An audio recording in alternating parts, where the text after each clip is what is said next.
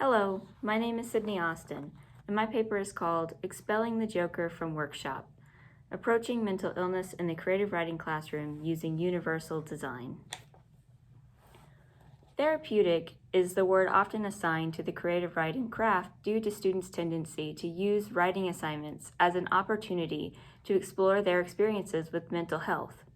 The reputation built around this tendency wrongfully plunges the creative writing field into a misconception of being low stakes, and therefore not valuable in the eyes of research, practice, and even funding. Because of this, and also in fear of the effects this exploratory writing can have on other students, some creative writing instructors seek to rid the field of its therapeutic representation.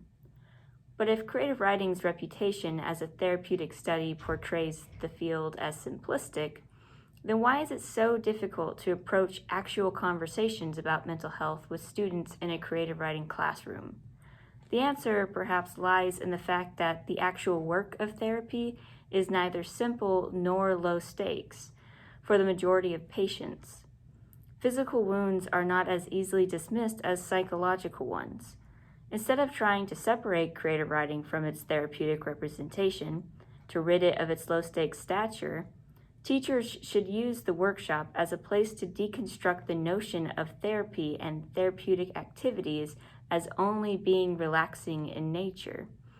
The only way to do so is to approach it head-on by centering mental health discussions in the workshop using universal design to protect those who may be sensitive to those discussions.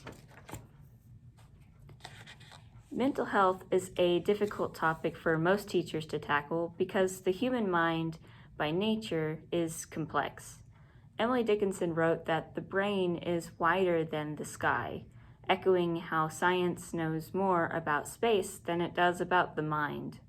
Psychology is often unable to give concrete explanations of human thought patterns and behavior, which is why attempting to provide students strategies on approaching mental health in their writing would seem daunting to any teacher.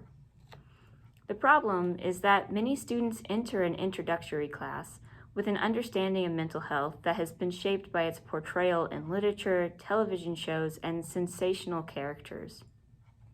Most of these portrayals rely on demonization and romanticization as a means of conflict and tension. Teaching beginning writers how to include mental illness in their work and also how those portrayals impact readers is the first step towards dismantling the harmful representations favored by mass media. It also helps students build empathetic pathways to experiences outside of their own. The problem is that teachers often imagine their students as a mimosa paducah or a touch-me-not plant.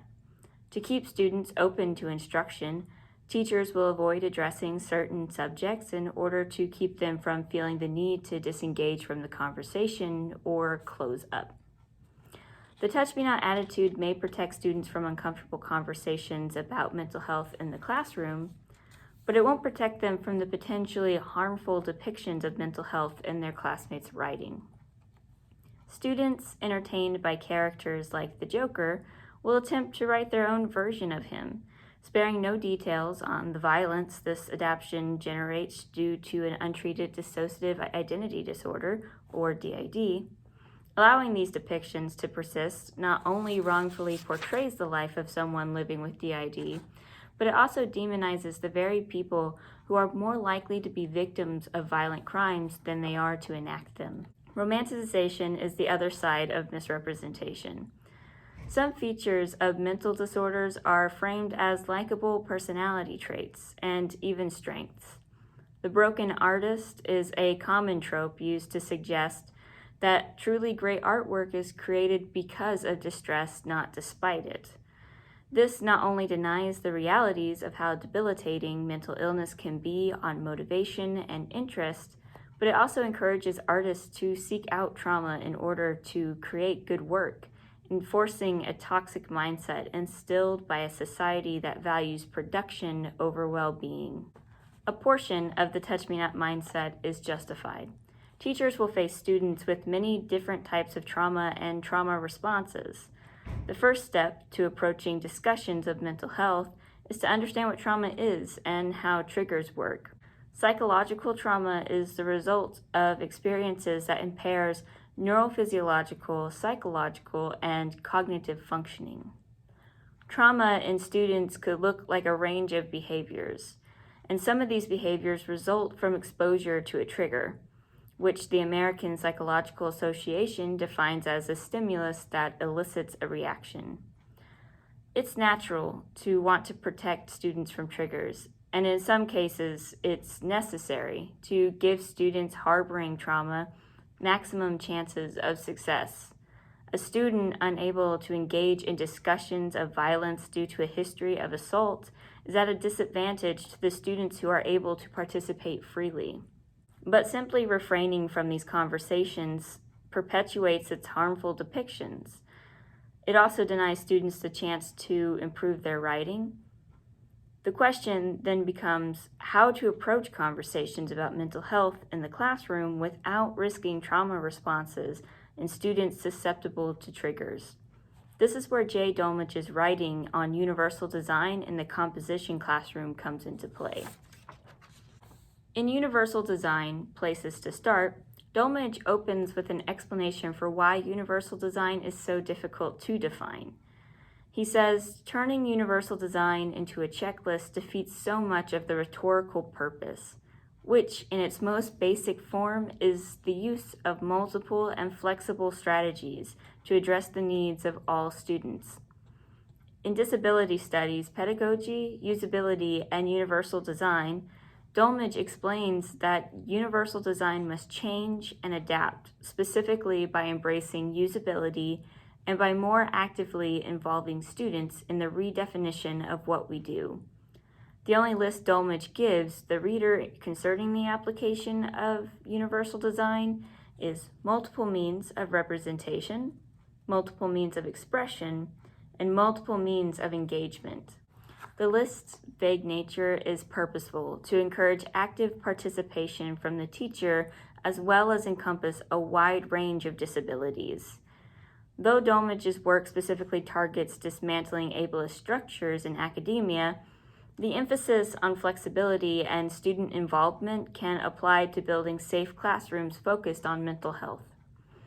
Recontextualizing universal design into a mental health-focused class will mean dissecting the principles above, starting with multiple means of representation. In disability studies, this means giving students a variety of ways to access materials. So perhaps in a mental health-focused classroom, this could be giving students a variety of materials to access. Students may know that eating disorders can result in conditions like anorexia, but have they seen the other side of the condition depicted in works like Kiese Lehman's Heavy, An American Memoir? Can the teacher show students that obsessive-compulsive disorder is more than a preference for cleanliness with novels like John Green's Turtles All the Way Down? Prioritizing literature about mental illness written by people who have lived those real experiences is the first step to teaching students how to represent mental health in their writing. The result would also increase empathetic intelligence, much like literature classes that emphasize diverse writers to achieve course goals. A large range of literature featuring accurate portrayals of misrepresented conditions can also teach students to recognize symptoms of mental disorders within themselves and others. Between 2016 and 2018, 14.6% of individuals assigned male at birth, or AMAB, were diagnosed with attention deficit hyperactivity disorder, or ADHD, compared to the 6.9% of individuals assigned female at birth, or AFAB. Perhaps the first conclusion is that AMAB people are more susceptible to ADHD, but the reality is that ADHD symptoms are often more recognizable in AMAB patients than they are in AFAB patients. AFAB symptoms usually go unnoticed because most people simply do not recognize them as symptoms of neurodivergence, leaving many to struggle with the demands of a world built for neurotypical minds. Exposing students to the realities of mental disorders gives them the tools to recognize symptoms, leading more people to professional help sooner. Multiple means of expression is universal design's second principle, which allocates multiple ways for students to demonstrate their knowledge or skills. In a mental health focused classroom, this is how we protect students sensitive to triggers. First, by teaching the class about trigger warnings and how to use them, then by preparing alternative assignments to students who can't safely engage with peers' work. Trigger warnings are defined as a statement cautioning that content, as in a text, video, or class, may be disturbing or upsetting. And the conversation on trigger warnings is a mixed one. Some fear that trigger warnings unnecessarily insulate students from the often harsh realities of the world in which academics needs to engage. The inclusion of trigger warnings could end up censoring these important discussions about mental health representation and therefore perpetuate its misrepresentation.